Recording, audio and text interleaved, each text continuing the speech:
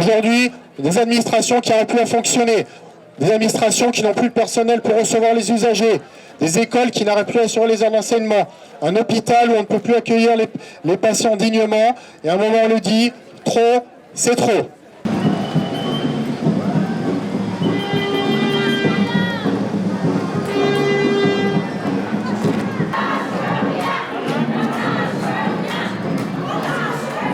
En fait, depuis des années, dans la fonction publique, les rémunérations stagnent, même avec quelques petites augmentations ces dernières années.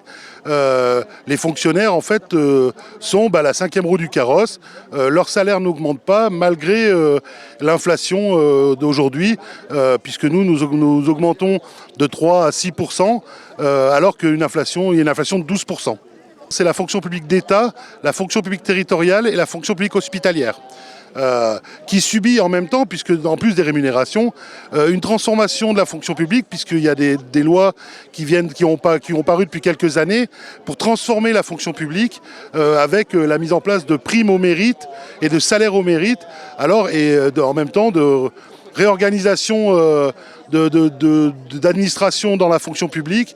Et on voit bien aujourd'hui la pauvreté des administrations et des fonctions, des services publics de la fonction publique sur le territoire.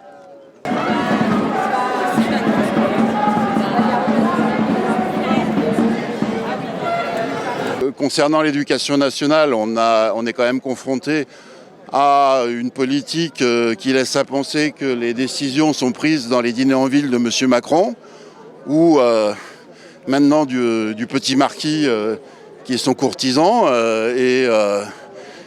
Alors elles sont prises sans tenir compte ni de l'avis des personnels, ni de leurs organisations syndicales, ni les avis scientifiques, puisque l'histoire des groupes de niveau, groupes de besoins paraît-il, mais bon, on sent bien que l'objectif c'est quand même les groupes de niveau, ont déjà démontré leur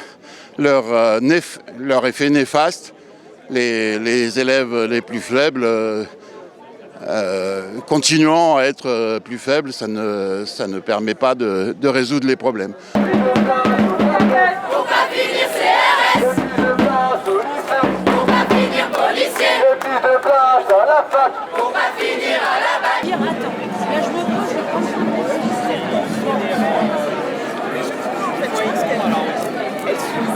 La première revendication aujourd'hui, c'est les salaires.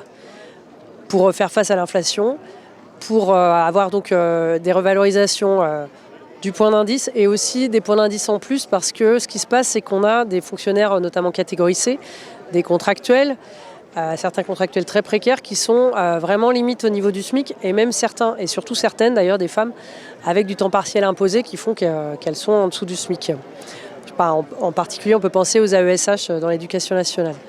Donc on est sur cette revendication des salaires, ce qui veut dire aussi, pour avoir une meilleure attractivité, parce que les services publics, pour que ça fonctionne bien, c'est un bien très précieux, un bien commun précieux, et on a besoin donc qu'ils fonctionnent avec des agents impliqués. Les agents, ils sont impliqués, mais ils ont besoin pour ça de se sentir considérés, donc d'avoir des salaires revalorisés et des meilleures conditions de travail.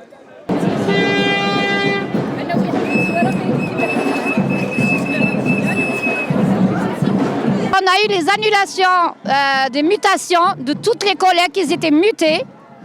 La société, elle a dénoncé, ou elle est en train de dénoncer le marché, mais on est toujours dans l'attente de signer notre protocole de reprise après conflit, et on veut être payé nos jours de grève, 4 semaines de grève.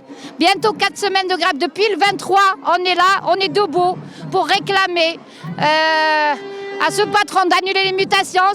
Il les a annulées, ça a été annulé, mais on attend encore qu'il nous respecte, on attend qu'il arrête de nous mépriser, on attend qu'il vienne nous voir, que c'est à nous les grévistes de signer le protocole de fin de conflit, de fin de cette grève, et on ne va pas lâcher, parce que là on est debout, on est tous là debout, on lâchera rien, on lâchera rien.